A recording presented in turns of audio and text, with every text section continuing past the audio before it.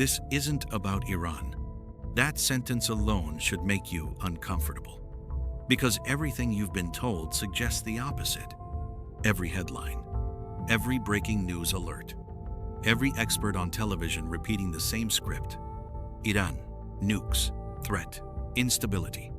But what if Iran is only the surface? What if the real target has nothing to do with missiles and everything to do with control? Ask yourself this. Why does every major global crisis seem to converge in the same region? Why does tension never truly disappear from the Middle East, only change shape? Empires have risen and fallen over this land. Wars have been fought, borders redrawn, leaders replaced. Yet the conflict never ends. Because the war is not about ideology. It is not about religion. And it is not about nuclear weapons. This is a story about choke points, not countries. About roots, not regimes. About balance, not bombs. Behind the noise, behind the fear, behind the carefully crafted narratives, there is a structure, a system. And once you see it, you can't unsee it. This isn't about Iran. It never was. To understand what is happening now, you must first understand how power used to work.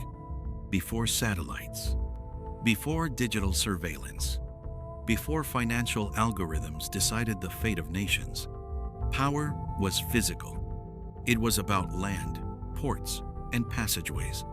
Who controlled the roads? Who controlled the seas? The Middle East was not chaos. It was order. For centuries, empires understood something modern audiences have forgotten. Control the crossroads, and you control the world. The Persian Empire knew it.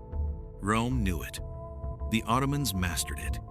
Caravans moved through deserts carrying silk, spices, gold, and knowledge.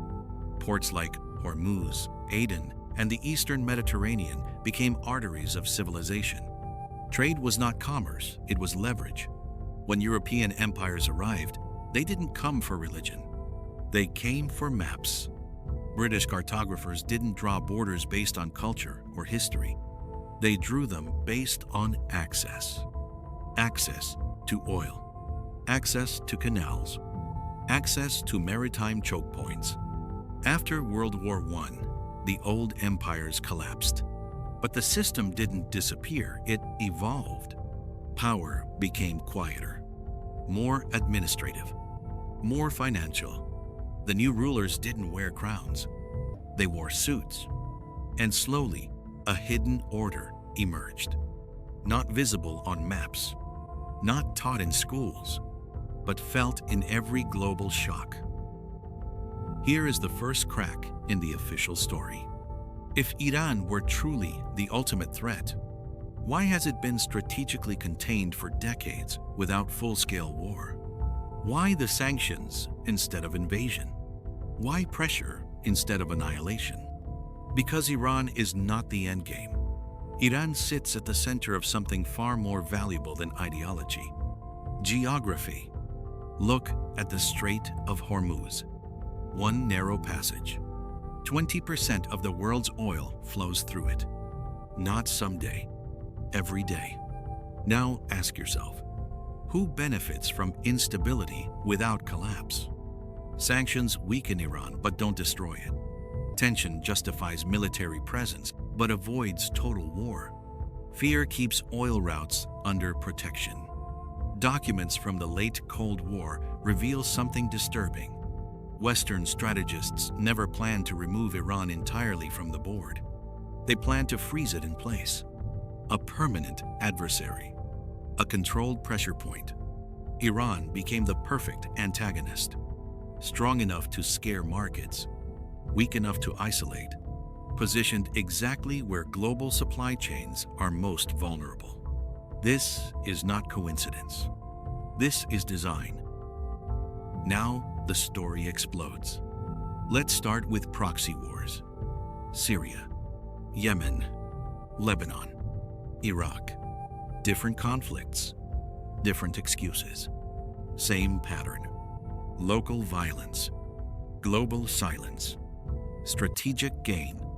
In Yemen, missiles threaten shipping lanes.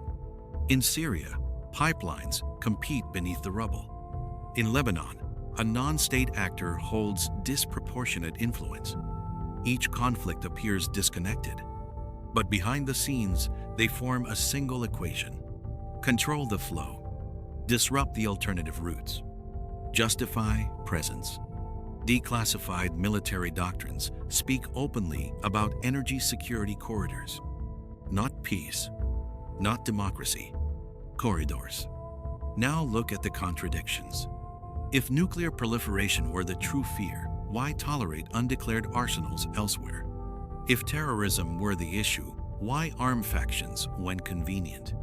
Because the goal is not morality, it's leverage. Narrative fiction becomes reality here. Picture a closed-door meeting. No flags, no speeches, only maps on the wall, red lines across deserts, blue lines across seas, choke points circled in black. Decisions are made not in public debates, but in silence. And every time chaos erupts, the same players move in, not to stop the fire, but to control how it spreads. Here it is.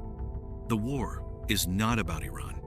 It is about maintaining a fragile balance of power, a balance where no single regional actor becomes dominant, where energy remains priced, routed, and insured through approved channels, where instability is managed, not eliminated. This is why elite meetings matter more than elections. Why central banks matter more than governments. Why unelected councils influence outcomes without accountability. Dynasties don't rule through flags anymore. They rule through finance, logistics, and access. Israel represents technological and military anchoring. Saudi Arabia represents energy, volume, and price stability. The United States represents global enforcement. Iran represents controlled disruption. Together, they form a triangle. Tense, unstable, but perfectly calibrated. Too much peace would shift power. Too much war would break the system. So the conflict continues. Low intensity, high impact. Not for years, for generations. So, does this power still exist? Yes, but it looks different now. It wears the face of investment funds, of shipping insurance companies, of data centers tracking commodity flows in real time. Wars today don't always use soldiers. They use algorithms. Markets crash before bombs fall. Currencies weaken before borders change. Think tanks shape perception. Media frames morality. And information becomes the battlefield. The Middle East is no longer just oil. It is data cables, trade corridors, digital choke points. And Iran? Still there, still framed as the threat, still essential to the narrative. Because without Iran, the story collapses. And without the story, the system loses control. This isn't about Iran. It's about keeping the world exactly where it is.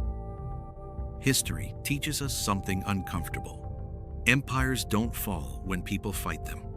They fall when people see them.